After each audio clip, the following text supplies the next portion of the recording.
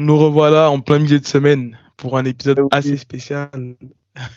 c'est le Mika en D'ailleurs, on deck s'est... show envoyé spécial. Maintenant, on fait des C'est envoyés ça. spéciales. Bah, Mika, je te laisse expliquer l'épisode d'aujourd'hui. Bah écoutez, c'est un épisode archi simple. Aujourd'hui, on rebondit pas sur la polémique Ayoub Lapillus, parce que pour moi, la polémique, on va pas l'alimenter, mais on va plutôt expliquer le rôle de l'arbitre, etc., etc., parce que j'ai l'impression que c'est ça qui questionne les gens. Où sont les limites de l'intervention d'un arbitre? Qu'est-ce qui motive la décision d'un arbitre? Et donc, du coup, on a invité Christophe Chaput, qui était arbitre sur le combat Amin Ayoub Damien Lapillus, et qui va venir expliquer un peu la manière dont il voit la chose et voilà, son rôle d'arbitre en tout cas. C'est ça, c'est ça. Donc voilà, l'épisode va démarrer. Abonnez-vous, cliquez, partagez, commentez, likez. Et on se retrouve dimanche aussi pour le Weekend AB Show hebdomadaire avec Damien Lapillus, c'est ça. Il y aura Damien Lapillus et on va faire aussi une vidéo qui va sortir dans la semaine, je sais pas, on les Semaine sortira prochaine, ouais.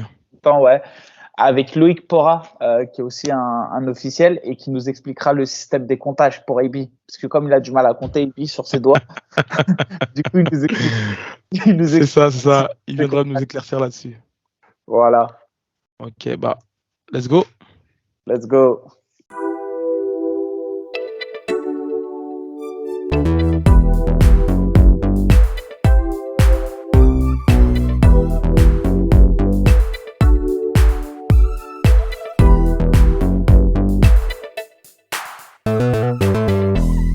Yo les gars, ça va?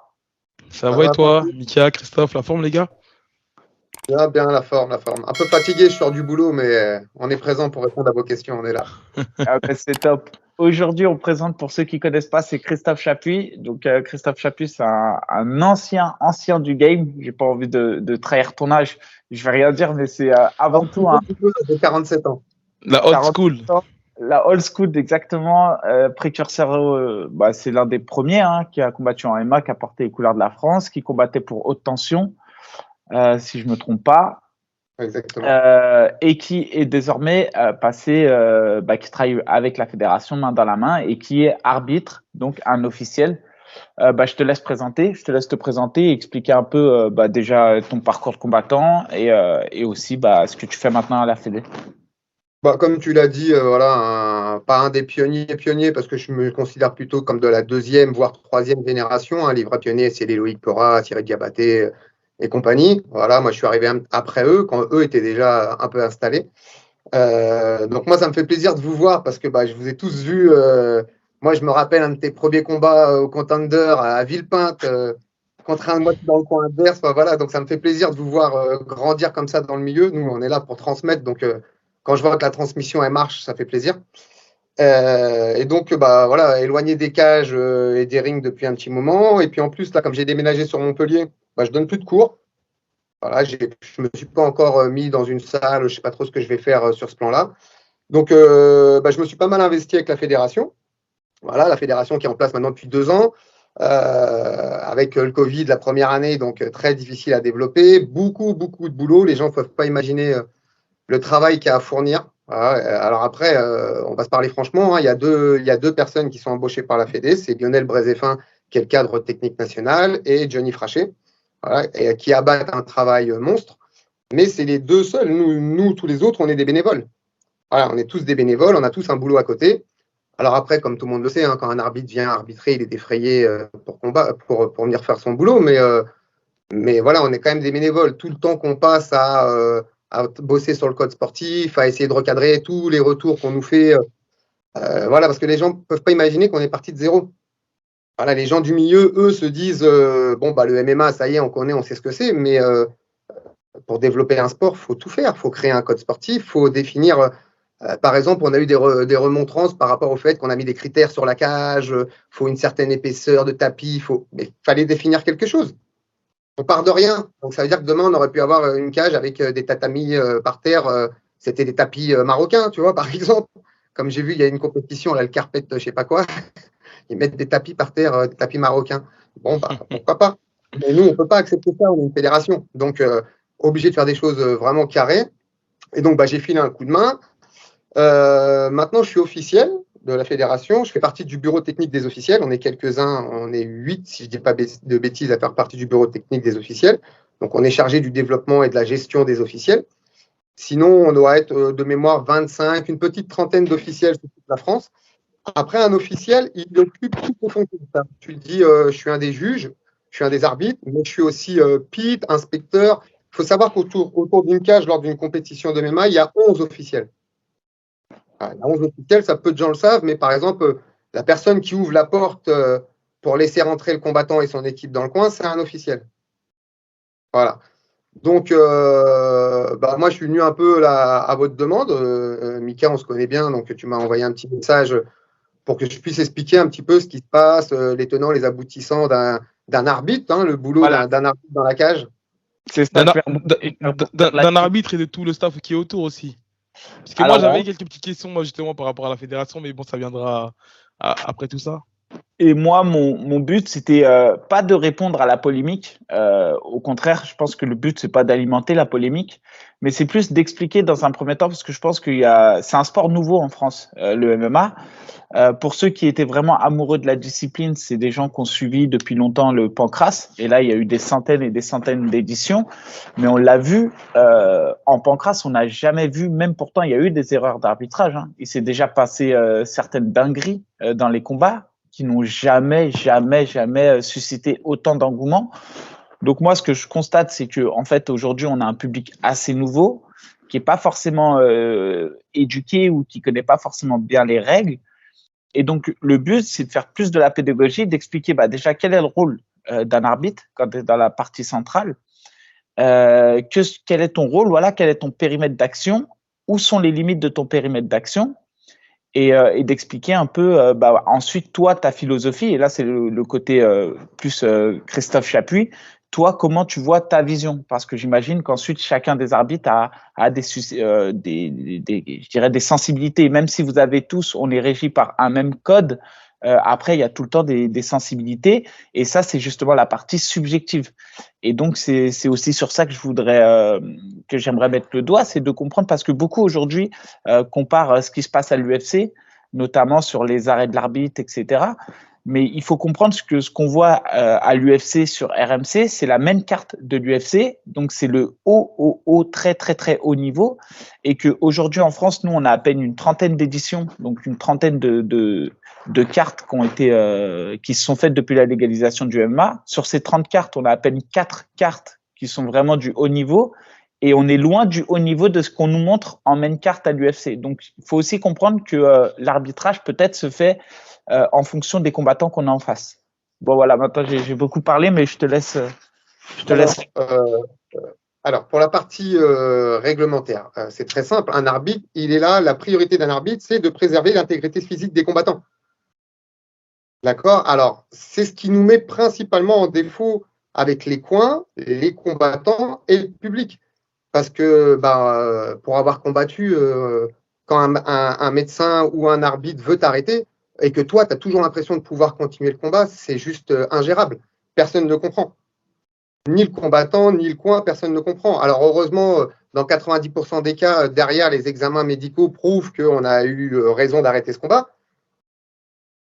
Mais voilà, on sait qu'à partir du moment où on arrête un combat, on va se mettre en difficulté. C'est entre autres pour ça que moi, là, j'ai répondu à ton invitation, mais voilà, moi, je suis dans le milieu depuis des années, j'arbitre depuis des années, je combats depuis des années. Les gens, quasiment tout le monde dans le milieu me connaît, mais pourtant, moi, je communique pas spécialement, moi, les réseaux, je suis loin de tout ça parce que justement, c'est mon devoir de réserve d'arbitre. C'est-à-dire que là, j'ai suivi un peu la polémique.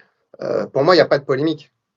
Il n'y a pas de polémique parce que moi, en tant qu'arbitre, mon rôle, c'est de préserver le combattant. Rôle numéro 1, préserver l'intégrité physique du combattant. Rôle numéro 2, faire appliquer le règlement. Le règlement, c'est le code sportif. Et c'est souvent là-dessus qu'on a un problème. C'est que les gens viennent, que ce soit le combattant, les coins, ne connaissent pas le code sportif. C'est-à-dire que là, on continue, alors on le fait dans les grosses organisations et compagnie, à faire le tour des vestiaires pour refaire un point sur le règlement et tout ça. Moi, je ne connais pas beaucoup d'arbitres de football qui font le tour des vestiaires pour expliquer les règles du football. Vous voyez, mais on est dans les sports de combat et on sait que dans les sports de combat, il y a toujours cette difficulté d'encadrement. C'est une réalité, hein. Moi, je suis dans le milieu depuis des années et c'est une réalité des sports de combat. Donc, on sait qu'on a cette charge-là sur les épaules. Après, comme tu dis, il y a la sensibilité de chacun. Moi, j'ai combattu, c'est pas le cas de tous les arbitres. Je suis infirmier, c'est pas le cas de tous les arbitres, donc j'ai effectivement cette sensibilité-là qui fait que j'ai peut-être un œil peut-être plus protecteur parce que je suis infirmier et que la santé, pour moi, est prioritaire. Voilà.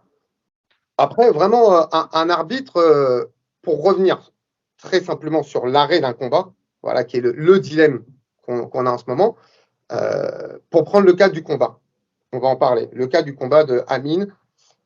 Moi, je vois Amine prendre une gauche en moyen contre, on va dire, de Damien, et tout de suite, Amine se frotte l'œil. Bon, ok, il se frotte l'œil, il se refrotte l'œil, il se refrotte l'œil, il finit par se cacher l'œil derrière la main en adoptant une posture un peu défensive, quoi, un peu j'ai mal à l'œil. Un arbitre aurait pu arrêter le combat. Ouais. Un arbitre aurait pu dire bon, il est en train de prendre une posture. Alors, c'est quand même compliqué parce que il a cette attitude-là, d'accord, il a cette attitude-là, mais en face, Damien ne se sert pas de cette opportunité pour essayer de mettre fin au combat. Et donc, du coup, il y a quand même un moment, il y a une phase de corps à corps. Hop, en sortie de corps à corps, il recommence, il refait le même geste et il se retourne de nouveau avec la main sur l'œil. Et donc là, moi, j'ai besoin de savoir ce qui se passe. D'accord? Donc, appel du médecin. Il n'y a que le médecin qui peut me donner un diagnostic. Le médecin rentre, le médecin tout de suite fait son diagnostic en peu de temps. Elle me dit on l'arrête. Moi, il y a un souci sur ce combat-là, c'est que j'ai un micro sur moi et on m'entend dire au médecin moi, je ne l'arrête pas pour ça. D'accord? Il faut savoir qu'un arbitre et un médecin, ça échange dans une cage. Sauf qu'habituellement, on est sur des galas qui ne sont pas spécialement télévisés et on n'a pas de micro sur nous. Donc, ce qui se dit dans une cage reste entre le médecin et l'arbitre. Parce que la décision finale, c'est le médecin. Si le médecin il me dit on met fin au combat, on met fin au combat. Sauf que moi, je suis arbitre, j'ai mes connaissances d'arbitre, et donc je peux argumenter. Je peux dire au médecin, t'es sûr, refais, moi j'ai besoin de voir. Et quand elle refait, je constate, il n'y a pas de doute. J'ai pas de doute. Je vois bien que l'œil d'Amine, il ne bouge pas, donc on arrête le combat. Sauf que les gens qui sont là ont vu un premier round qui donnait envie d'en voir plusieurs. On voit un deuxième round où justement Amine est en train un petit peu de revenir et il commence à lâcher. On connaît le diesel qu'il est en plus, donc on se dit on va avoir un super troisième round et tout le monde est frustré. D'accord? Mais vous pouvez constater que Amine, le premier, bon, il râle un peu après parce qu'il sait qu'il pouvait continuer ce combat. On connaît tous des mecs qui ont fini les combats avec des planchers orbitaux. Mais moi, mon premier réflexe, c'est de dire à Amine, est-ce que tu es prêt à perdre un œil pour un combat? Parce que si tu reprends derrière un coude au même endroit, en fait, vas-y, Ivy. Moi, je peux pas me permettre. À partir du moment où il y a ce doute-là, je ne peux pas me permettre. Ouais. Moi, je vais faire le parallèle avec, par exemple, le combat de Morgan Charrière au Cage Warriors. Il avait l'œil fermé, il avait le même symptôme, enfin, l'orbite pétée. Mais est-ce qu'en fait, du fait qu'il y a eu toutes ces polémiques avant la légalisation du MMA, est-ce que vous avez, on va dire, vous, en tant qu'arbitre, vous avez cette pression-là qui vous dit qu'il y a cette sensibilité-là, on va dire, à la moindre coupure, que le combat il doit s'arrêter ou être checké par le médecin? Non, on n'a pas de consigne. On n'a pas de consigne, d'accord? Il faut savoir qu'on est une jeune fédération, on est en train de se former. Alors, on a tous notre expérience, mais ce n'est pas la même chose que d'avoir une expérience, même si tu as arbitré plein de combats dans des pays étrangers parce qu'il ne se passe rien en France, et venir arbitrer en France. Donc, on est tous en train de se former. D'ailleurs, certains d'entre nous ont fait la formation IMAF avec Marc Godard, d'accord? Donc, on est vraiment là-dedans. On essaye de progresser tous les jours. Et justement, nous, moi, c'est entre autres pour ça que je fais cette vidéo avec vous. C'est aussi pour dire aux gens que nous, on réajuste. On réajuste quand il y a des erreurs, on revient quand on a des retours sur des critiques sur les jugements, on revient, on revisionne les vidéos, sauf que tout ça, faire à distance, c'est compliqué. D'accord? À chaud, quand vous êtes dans une cage en train d'arbitrer un combat, moi, vous voyez, par exemple, pour ce combat-là, quand je vois la polémique qu'il y a derrière, je peux à un moment, si je suis quelqu'un d'un peu, pas faible, c'est pas le bon mot, mais influençable, je peux me dire le prochain coup, j'arrête pas Amine. Parce que si j'arrête pas Amine, le médecin ne rentre pas, le médecin ne constate pas le plancher orbital, le combat continue. Sauf que si je fais ça et que Amine prend un coup dans la foulée, vous imaginez, moi, en tant qu'arbitre, ce qui pèse sur mes épaules, je me dis, mais non, dans ta tête, tu t'es dit que tu allais l'arrêter et tu ne l'as pas arrêté parce que les gens parlent et te mettent la pression. Non, c'est comme si vous êtes arbitre et pendant le combat, il y a le public qui dit, hey, relève, l'arbitre, relève le combat, là. Et vous relevez le combat. Ben non, un arbitre, il est intègre. Son règlement, c'est le code sportif. Le code sportif dit que dès qu'un des combattants présente une incapacité de se défendre, soit on arrête le combat, soit il faut constater ce qui l'empêche de se défendre. Et là, dans le cas d'Amine, c'est son œil. Donc, j'appelle le médecin. Et dire que le médecin fait un jugement hâtif, s'appuyer sur des choses pour… C'est un médecin. Qu'est-ce que moi, arbitre ou gens publics ou n'importe quel combattant va pouvoir dire à un médecin? Dire à un médecin, non, ton diagnostic est faux. Même s'il est faux. Même s'il est faux. Elle, son travail, c'est de préserver l'intégrité du combattant. Il y a un doute, et franchement, je vous dis, quand elle refait le test, on entend bien sur la vidéo, donc je peux en parler. Moi, je dis à Amine, bouge pas la tête. Ouais, à un moment, on lui tient carrément la tête. Non, son œil, il ne suit pas le mouvement. Et alors après, je sais pas, j'ai vu un communiqué, moi, de Fernand qui dit qu'il y aurait effectivement un plancher orbital. Moi, j'ai pas eu Amine depuis, mais il semblerait qu'il y ait quand même cette fracture derrière. Donc, pour moi, il n'y a aucune polémique. Ouais, c'est ça. C'est pour ça qu'en fait, voilà. c'est pour ça que la polémique, je la mets de côté, parce qu'en vrai de vrai, le seul et l'unique concerné, c'est Amine. Et pour l'instant, Amine, il passe des vacances, il récupère, et voilà. Et je pense que c'est la personne la plus à même qui sera à mesure de parler. Et ça revient toujours à la même chose. Moi, je pense que Amine, en tant que combattant, il avait la possibilité de reprendre, dans le sens où il se sentait la possibilité de reprendre, et que derrière, il y a des personnes, et justement, c'est pour ça qu'on met des personnes qui sont neutres, des personnes tierces, un arbitre et des médecins qui sont là pour protéger les combattants et les protéger d'eux-mêmes, entre guillemets. C'est-à-dire que dès lors qu'on constate qu'ils sont plus en capacité, ou que le fait de reprendre un combat pourrait engager leur intégrité physique, ils sont là pour les arrêter. Et c'est vrai que c'est presque, heureusement, j'ai envie de dire, qu'on a ce genre de personnes, parce qu'on l'a vu. Moi-même, le premier qui suis combattant, je sais que j'irai au bout sinon. Tant que je pourrais respirer, j'irai au bout, et j'espère que le jour, et je souhaite que ça ne m'arrive pas parce que ça m'est jamais arrivé, mais je souhaite que le jour où je suis dans la capacité de me défendre, c'est ce que tu disais, ou que je suis trop atteint, que quelqu'un prenne cette décision à ma place, parce que moi, en tant que combattant, j'aurais pas le recul nécessaire et la lucidité pour m'arrêter.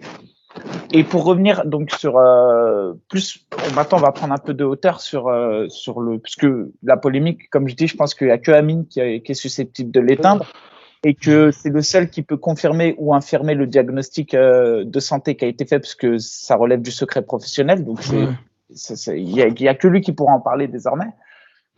Mais voilà, moi je voudrais revenir sur le rôle du combattant, de l'arbitre. En gros, moi c'est une question que je me posais justement, c'était est-ce que même on n'aurait pas pu se dire, Christophe, au lieu d'appeler le médecin, parce qu'on voyait, comme tu l'as dit, Amine qui s'est tourné à 2 reprises, qui tourne presque le dos, est-ce que tu n'aurais pas pu intervenir entre Damien et lui? Mais effectivement, on voit que Damien, il n'en profite pas à ce moment-là. C'est-à-dire que Damien prend la distance et jauge. Mais si Damien avait envoyé une rafale à ce moment-là, est-ce que tu aurais pu arrêter l'arbitre sans faire venir le médecin? Enfin voilà, c'est ma question.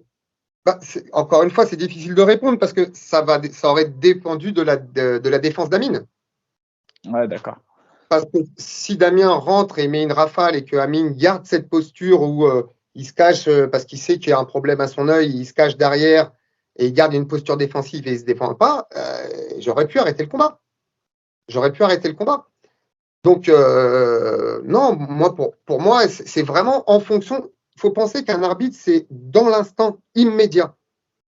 On doit prendre notre décision là tout de suite. Donc, c'est pour ça que moi, je dis aux gens, nous, on le fait dans la fédération pour se former. On regarde les choses après, on analyse. Mais c'est très, très compliqué à faire. Parce que comme le jugement d'un juge, remettre en cause le jugement d'un juge, quand on a une télé et qu'on a des gros plans et qu'on a tous les angles, alors qu'un juge, il est dans un coin d'une cage et que par moment, il va voir 1 minute 30 du combat, les 3 autres minutes 30, il a la tête penchée, il essaye de voir le combat comme il peut parce qu'il y a des photographes. C'est pas possible. toutes ces choses-là, toutes ces décisions se prennent dans l'immédiateté, là tout de suite. Donc notre priorité, c'est d'être le plus formé possible pour pas avoir justement, quand on forme des gens, par exemple, moi j'ai été formateur dans d'autres fédérations aussi, on leur dit, il faut avoir ce recul, sinon on arrêterait les combats. Il faut avoir cette capacité de voir deux mecs se taper dessus, saigner, prendre des coups, se relever et continuer à retourner. Il y a des gens, nous on le dit des fois en formation, il y a des gens, ils viennent, ils veulent devenir arbitre, ils n'ont pas les capacités pour devenir arbitre. Tout le monde ne peut pas être arbitre. Je préfère le dire, après je dis pas ça, genre, moi je peux faire arbitre, je me raconte, hein. Non, il y a plein de gens, venez, d'ailleurs, l'année prochaine, on va ouvrir les formations pour que les gens deviennent officiels aussi. Mais tout le monde ne pourra pas être arbitre. Et c'est entre autres pour ça que la fédération est dans une idée de progression chez les officiels. C'est-à-dire que les gens qui vont pouvoir l'année prochaine postuler à des postes d'officiels ne pourront pas postuler à des postes de juge ou d'arbitre. C'est-à-dire qu'ils vont d'abord occuper les autres fonctions qui sont PID, inspecteur, timekeeper, scorekeeper. Le scorekeeper, pour faire rapide, c'est la personne qui s'occupe de vérifier les feuilles de juge, qui s'occupe de récupérer les feuilles de juge, de voir qu'il n'y a pas d'erreur dessus et de donner la décision au délégué officiel. D'accord ? Le timekeeper, c'est le chrono. C'est celui qui va tout noter. Il a une feuille. Quand moi, par exemple, j'ai arrêté le combat, il a coupé le chrono. Il a écrit que j'ai coupé le chrono à 2 minutes 30. Intervention du médecin pendant 1 minute 30. Le combat redémarre. Il écrit tout ce qui s'est passé, tous les arrêts, tous les événements. Le PIT, c'est la personne qui vous reçoit à l'entrée de la cage, qui fait les dernières vérifications, qui ouvre et qui ferme la cage. L'inspecteur, c'est la personne qui va dans les coulisses, vous cherchez avec votre équipe et qui rentre, qui accompagne votre équipe dans le coin et qui rentre dans la cage avec votre équipe et qui les reconduit dans le coin. Alors, ensuite, les juges, tout le monde connaît le travail du juge et l'arbitre. Voilà. Et en haut de tout ça, vous avez le délégué officiel qui, lui, est clairement le lien entre la fédération, l'organisateur et le reste des officiels. C'est le patron des officiels dans la soirée. Voilà. En plus de ça, vous rajoutez les cutman, d'accord, qui sont obligatoires parce que les cutman sont les seuls qui ont le droit d'apporter des soins. Un médecin ne fait pas de soins. Un médecin, il a un avis consultatif, c'est-à-dire qu'il vient, il nous donne un diagnostic. D'accord ? Il faut aussi 2 médecins. Ouais, les 2 médecins, justement, la fédération, on est en train de travailler là-dessus. On est en train de préparer un listing de médecins auxquels on va proposer une formation spécifique au MMA. D'accord ? C'est ce que je vous dis, on est une jeune fédération, donc on n'a que 2 ans. Les gens, ils voudraient qu'en 2 ans, on soit aussi efficace que la lutte ou des fédérations qui sont là depuis des années. Faut nous laisser le temps. Donc tout ça, on est en train de le faire. Mais ça demande de l'énergie et ça demande aussi des moyens financiers. Et les moyens financiers, c'est les licences. Et les gens ne prennent pas de licence. Ils prennent des licences pour combattre. Donc pour l'instant, les moyens financiers de la fédération sont ce qu'ils sont. Donc on fait ce qu'on a. Voilà. Et pour finir sur tous les gens qu'il y a autour de la cage, il y a en plus 2 médecins qui vérifient les papiers médicaux en amont, qui font une consultation lors de la pesée et qui sont là pour donner un diagnostic quand on fait appel dans la cage et qui refont une consultation et qui apportent les soins après les combats. Mais il faut savoir que le médecin, c'est l'autorité suprême en fait. C'est-à-dire que le médecin, vous entendez la cloche, vous entendez le clac-clac, ça c'est des sons habituels, les gens ils les entendent, ils ont l'habitude. Ouais. Mais de temps en temps, vous pouvez entendre sur des combats une cloche, un gling, gling, gling. C'est très, très rare de l'entendre. Quand vous l'entendez, c'est le médecin. C'est-à-dire que le médecin, lui-même, il a un signal qui peut déclencher. Le délégué officiel l'entend. C'est-à-dire qu'il prévient le délégué officiel que le médecin décide d'arrêter le combat pour aller voir ce qui se passe. D'accord ? Ça, peu de gens le savent parce que c'est assez rare, parce que les médecins font confiance aux arbitres parce qu'ils savent qu'on est expérimenté. Et donc, ils nous font confiance. Mais un médecin pourrait arrêter un combat. En plein combat, il pourrait demander à rentrer dans la cage pour donner son diagnostic. D'accord ? Donc, le médecin, ce n'est pas juste quand l'arbitre l'appelle, c'est aussi si lui veut venir voir. Okay. Tu as une question ou pas, Ibi ? Non, j'ai pas de question là. Ok, moi j'ai 2 questions. Je rebondis sur la première que je trouve une très bonne chose si ça se met en place. C'est pas forcément la formation, parce qu'on peut pas parler de formation pour les médecins, mais peut-être une discussion. Je pense que c'est plus juste entre les typologies, je sais pas moi, entre par exemple, en tout cas une discussion entre les officiels de la Fédé et les médecins. Je trouve que c'est une très bonne chose. Alors, justement, je rebondis tout de suite sur tes propos. Suite au fait de La l'arrest. polémique. Ouais, alors, non, pas la polémique, parce que moi, je te dis, pour moi, il n'y a pas de polémique. Il n'y a pas de polémique à avoir. Après que les gens parlent, c'est normal. Mais c'est nous qui disons que c'est une polémique. On le transforme en polémique parce qu'on n'a pas l'habitude aussi. Voilà, parce qu'on emploie ce terme. Mais que les gens parlent, c'est normal. Mais, pardon, j'ai perdu le fil. Qu'est-ce que je voulais vous dire? Sur le fait qu'il y a une discussion maintenant entre les médecins et… Ah oui, pardon, excusez-moi, ouais. Et bien justement, on a fait remonter le fait que sur chaque gala, il fallait qu'avant l'événement, les médecins et les arbitres aient une discussion, d'accord? Parce que ça se fait de manière officieuse, mais pour rendre ça de manière officielle, qu'on se mette d'accord sur des codes, sur des fonctionnements, parce que moi, j'ai pas envie de dire à un médecin, je suis pas d'accord avec ton diagnostic ou sans qu'on ait discuté avant, parce que le médecin peut ne pas comprendre. Comment ça, un arbitre me dit non, il faut qu'on soit d'accord sur des termes, comme tu dis, et nous, on est dans cette idée-là, que le médecin puisse dire à l'arbitre pourquoi il arrête le combat. Et pas juste j'arrête le combat. Oui, c'est ça, ouais. D'expliquer, de motiver son choix, entre guillemets, de dire voilà, moi je soupçonne ça, sans remettre en question ensuite le diagnostic, mais au moins ça donne on sait que c'est pas une décision non plus qui tombe de nulle part, même si, et là je dis clairement, je parle pas du tout du combat Damien Amine, moi j'essaie vraiment de prendre de la hauteur sur ce qui se passe. La deuxième chose sur laquelle tu parlais et que j'ai trouvé intéressante, encore une fois, c'est cette fois-ci, c'est sur la Fédé qui se structure et qui a besoin de financement. Dans quelle mesure, je sais pas, alors là, je m'avance, hein, c'est juste, j'y pense. Dans quelle mesure les fans de MMA pourraient aider à ça? Celui qui est pas, par exemple, mais celui, par exemple, qui s'inscrit pas forcément, qui est vraiment juste un consommateur du MMA en France, quoi. Un consommateur dans le sens où il consomme du gala, il consomme du… Ça donne des retombées indirectes. C'est parce qu'en allant dans les galas, les combattants sont obligés de prendre des licences. C'est des retombées indirectes. Mais sinon, le fan ne peut rien faire. Mais il n'y a pas une licence qui existe qui est plutôt à titre, je sais pas moi, participatif ou une licence à titre, je sais pas, dans certaines fédés, je crois qu'il y a des licences, ils appellent ça des licences bénévolat ou des choses comme ça. Et en fait, c'est des licences qui permettent aux gens qui sont, qui ont envie de… Après, il faut faire attention. Le but de la Fédé, c'est pas de gratter les fans de MMA.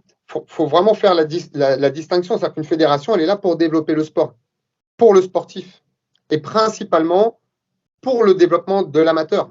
Le professionnel, là, va nous aider à développer l'amateur. Beaucoup nous disent, mais il n'y a pas eu de compétition amateur encore. Ben oui, mais il faut des financements. Nous, quand on organise une compétition, là, on en a fait une seule amateur pour l'instant. Ça a été les championnats de France directement. Il y a 4 cages. Il y a 30 officiels pendant 3 jours. Il y a tous ces financements-là, tout ce matériel-là, il faut pouvoir le payer pour faire une compétition amateur. Mais, là où il y a un problème, excuse-moi, AB, je finis, c'est que le vivier, c'est l'amateur. Oui, ce qui donne l'argent. Le vivier, c'est l'amateur. Et comme c'est le chat qui se mord la queue, et comme nous, on ne peut pas développer pour l'instant, ça arrive l'année prochaine, ça arrive, je vous assure, ça arrive l'année prochaine, on ne pouvait pas développer les compétitions amateurs, donc les gens ne prennent pas de licence, et donc comme ils ne prennent pas de licence, on ne peut pas développer. Quand des gens nous disaient oui, mais est-ce que nous, on peut vous aider, on a une cage, on a une salle, on a des trucs, on peut organiser un championnat à Bordeaux. Ok, bon, nous, on fait remonter ça, par exemple, à la fédération. La fédération regarde, il faut savoir qu'on est toujours sous le guide de la FFB, d'accord? Ils regardent, ils vont nous dire, mais vous voulez organiser une compétition pour une région où il y a 5 licences. Voilà, fin du débat. Hein, donc, le nerf de la guerre, c'est la prise de licence, et donc on sait qu'il faut développer l'amateur pour ça, et on travaille fort dessus, sauf que on est très très pris sur les galas pro aussi, voilà, parce que il y a, si on fait la moyenne, c'est une moyenne de 2 galas par mois à peu près sur l'année, donc ça prend beaucoup de temps de gérer tout ça, parce que les gens, comme je vous ai dit tout à l'heure, que ce soit les organisateurs, les combattants, ne comprennent pas pourquoi on a mis un système d'élite, par exemple. Mais ça, vous voyez, c'est là-dessus que j'explique aux gens, c'est qu'au début, on avait mis 3 classes d'élite.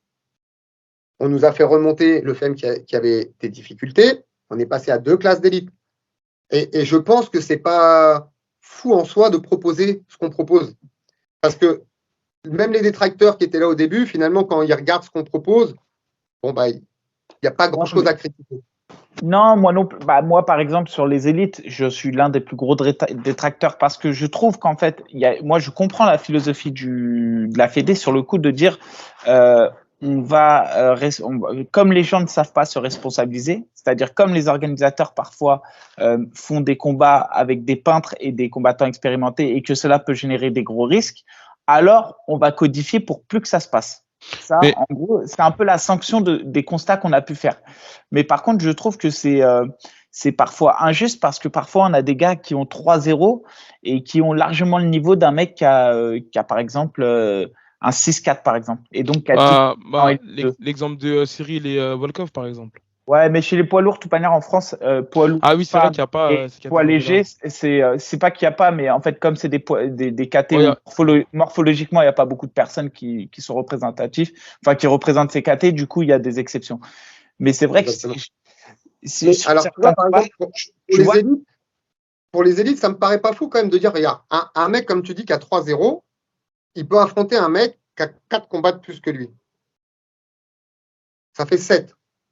Ça me paraît pas fou. Tu vois ce que je veux dire? C'est pareil, un mec qui a 6, il peut affronter un mec qui a 10, comme il peut affronter un mec qui a 2.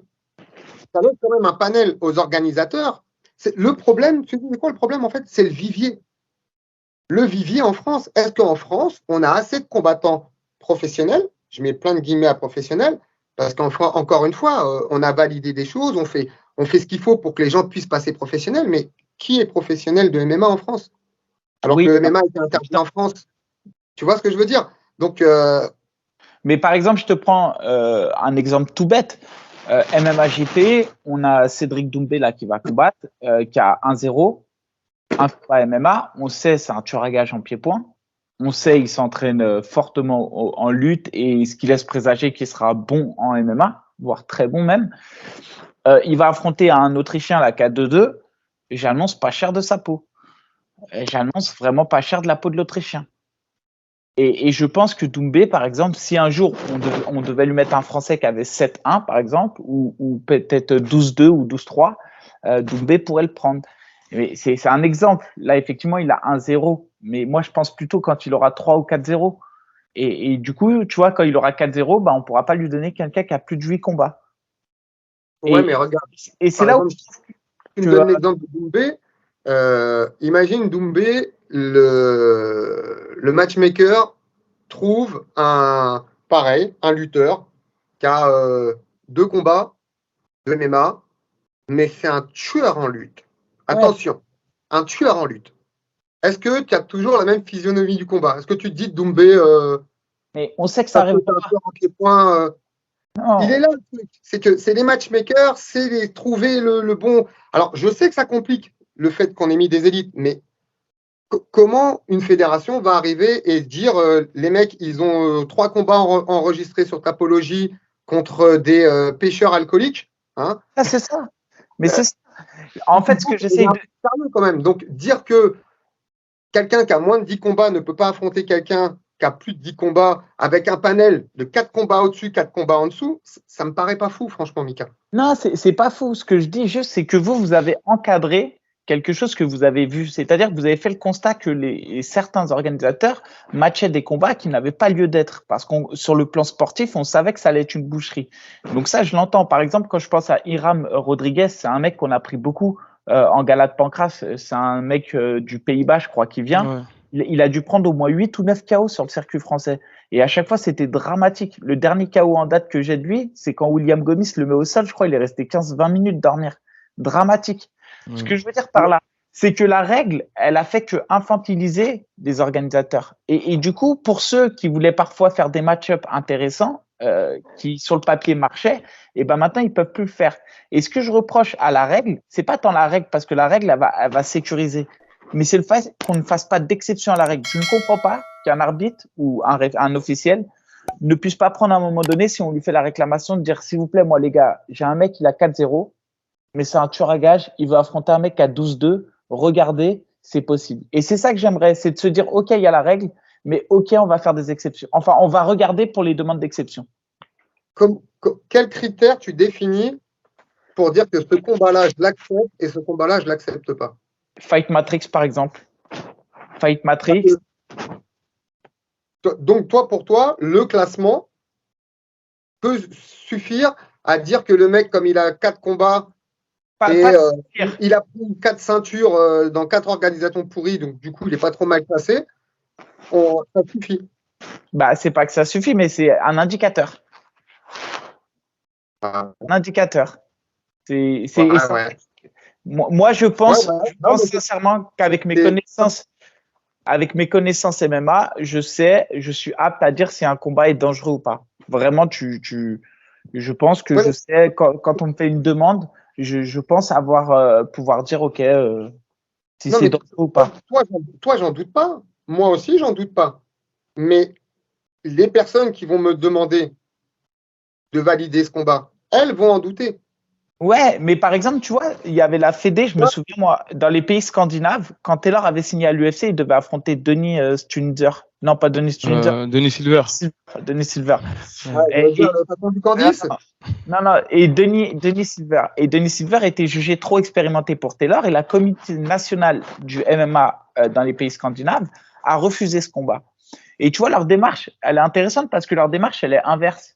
C'est-à-dire qu'ils ont regardé la carte et ils ont interdit le combat. Mais ils ont interdit le combat parce c'est pas qu'il y avait une règle, c'est qu'ils ont juste un droit de regard sur les cartes. Et là, je trouve que c'est beaucoup plus intéressant.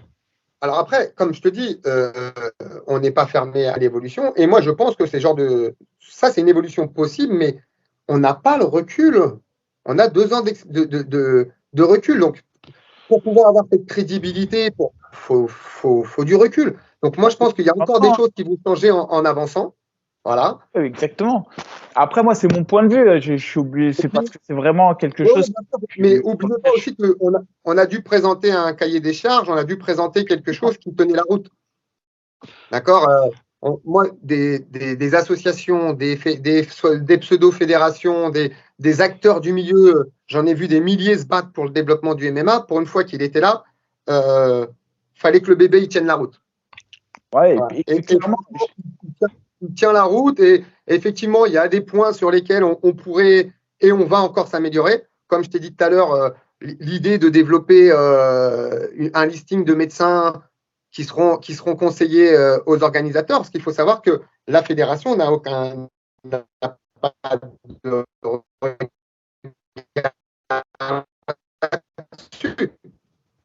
le médecin qui est sur un gala, il est pris. Ouais, excuse-moi, fallait dire. Non, parce que ça captait pas bien. On l'a perdu, mais c'est bon, là, je crois que c'est revenu. C'est bon, c'est revenu. Ah ouais, pardon. Donc voilà. Mais moi, j'avais une dernière question, en fait, justement. Là, le fait qu'il y a l'UFC Paris qui arrive. Et voilà, on sait que l'UFC, c'est ce qui se fait de mieux en MMA. Est-ce vous allez appliquer cette règle-là du fait qu'il y aura le palier genre de Elite 1, Elite 2, Elite 3, ou vous allez faire une exception à la règle? Il faut savoir que toutes les organisations qui viennent en France sont obligées de respecter le code sportif français. Ouais, c'est okay. Après, vous regardez le règlement international, un des règlements sur lequel les 3/4 des gens s'appuient, c'est le règlement de l'IMAF, même si l'IMAF est plus une fédération à but de développement de l'amateur, mais le règlement IMAF, c'est le règlement qui fait un peu figure de loi, on va dire, quoi, entre guillemets. C'est à 99,9% le même code sportif que le code sportif que nous on présente. Ouais, non, mais c'est pour ça. Après, moi, je reconnais qu'il y a eu un gros travail de fait. Et pour ceux qui se posent la question, savoir ce que je trouve même que les brochures et les fascicules qui sont publiés par la Fédé donnent envie de le lire. C'est-à-dire qu'il y a une sorte même de recherche ergonomique. C'est plaisant de le lire. C'est pas quelque chose de fastidieux, ennuyeux, blanc et noir. Il y a de la couleur, il y a du schéma. Là, j'ai fait la formation qui a été diligentée par Johnny Frachet sur les passages de grade. Elle était franchement, c'était pas mal. Et pour moi, qui suis dans le MMA depuis longtemps, j'avais une certaine réticence au début à dire ouais, on va passer des ceintures comme au karaté et tout, alors que c'est pas dans l'ADN du sport, etc., etc. Et en fait, je me rends compte avec un peu de pédagogie, un peu d'explication, que ça prend son sens. Et c'est pas parce qu'on l'a jamais fait que on ne devrait pas l'appliquer. Au contraire, effectivement, pourquoi pas être précurseur sur certaines choses. Je trouve ça hyper intéressant. Et donc, je reconnais le travail de la Fédé, et je trouve effectivement qu'il y a eu un gros travail de fait, et je peux que les féliciter. Après, c'est pas parce qu'à un moment donné, je suis en désaccord, et heureusement que je suis en désaccord sur certains points, parce que c'est ce qui permet de faire évoluer les choses. Mais effectivement, pour clôturer le débat, je reconnais qu'il y a eu un travail monstre qui a été fait par la Fédé. Vous voyez, encore une fois, pour dire qu'on essaye de tenir compte de tout ça, c'est-à-dire que comme tu disais, un tueur dans une autre discipline qui voudrait venir combattre en MMA, normalement, il ne peut pas combattre en professionnel. Pourquoi il combattra en professionnel? Pour pouvoir devenir professionnel, il faut minimum 6 combats amateurs. Il n'a pas de combat amateur en MMA. Donc, qu'est-ce qu'on a fait? On a créé le CCP. D'accord? C'est les certifications de capacité professionnelle. Mais ça, c'est pareil. Si un mec, il est super fort en pied-point, mais il n'est pas capable de me faire un relevé basique, de se relever quand il est par terre, c'est compliqué d'aller combattre en MMA, quoi. Donc, on a créé ces choses-là aussi pour pouvoir ouvrir la porte. Et voilà, nous, notre idée, c'est quand même ça. Hein. Nous, notre idée, c'est de développer, d'aider les acteurs, parce que je peux vous dire qu'on en prend de tous les côtés, c'est difficile, mais on aide beaucoup et on fait le plus qu'on peut, franchement, pour que ce sport se développe le mieux qu'il peut en France. Et encore une fois, voilà, il faut qu'il y ait des galas, il faut qu'il y ait des compétitions amateurs, il faut qu'il y ait des clubs qui s'affilient, qui prennent des licences. Et on va avoir un beau sport parce qu'il y a plein de gens en France qui adorent ce sport. Et il y a peut-être un levier là à utiliser parce que ça fait longtemps qu'on est dans les sports de combat. Et il y a eu cette émulation il y a quelques années autour du Muay Thai. Là, le MMA, c'est encore différent. C'est une autre sphère. C'est vraiment pris comme un sport professionnel. Les sponsors l'ont compris, l'international l'a compris. Donc, voilà, il faut que les choses se développent et il y aura. Moi, quand je vois les bourses que certains combattants prennent de nos jours, mais je suis super content pour eux. Franchement, quand nous, on allait combattre pour un sandwich et une canette, donc voilà. Merci, messieurs, pour votre invitation. J'espère que j'ai à peu près répondu à vos questions. Merci à toi. C'était parfait. Non, c'était parfait. Moi, j'en ai beaucoup appris là-dessus. Donc, merci à toi, Christophe. On fera on va faire un truc avec Loïc Pourra pour apprendre à compter les rounds, à scorer les rounds à Ibi, parce qu'il a du mal avec les additions. Il faut pas ça, il faut rigoler. Hein. Non, en fait, je me suis mal exprimé. C'était juste, je me suis mal exprimé. Mika n'a profité. J'espère, parce que franchement, là, j'ai rigolé. Non, mais d'ailleurs, c'est vrai que je vais répondre à ça, parce qu'en fait, non, j'ai compris le système de 19 ou de 18. Bon, après, c'est vrai que je suis pas très bon en maths, mais bon, je me suis quand même mal exprimé, mais en tout cas, on attendra les coups avec plaisir. En tout cas, merci Christophe. Et encore une fois, même moi, quand même, je tiens à rebondir sur le fait que même si c'est un bad buzz, entre guillemets, ce qui se passe, il y a beaucoup d'effervescence, enfin, une effervescence qui est pas forcément toujours positive, mais ça traduit quand même quelque chose, ça traduit un enthousiasme et ça traduit que les gens, ils suivent ce sport. Et donc, je trouve que ça fait plaisir et que on va essayer de faire de plus en plus de vidéos comme ça, non pas pour alimenter, mais surtout pour, on va dire, sur le côté éduquer les gens, de la chose, quoi. Donc, merci à toi, Christophe, pour ton intervention, puisque je pense que beaucoup vont apprendre ce soir. Effectivement. Merci à vous et puis continuez, les gars, on vous suit.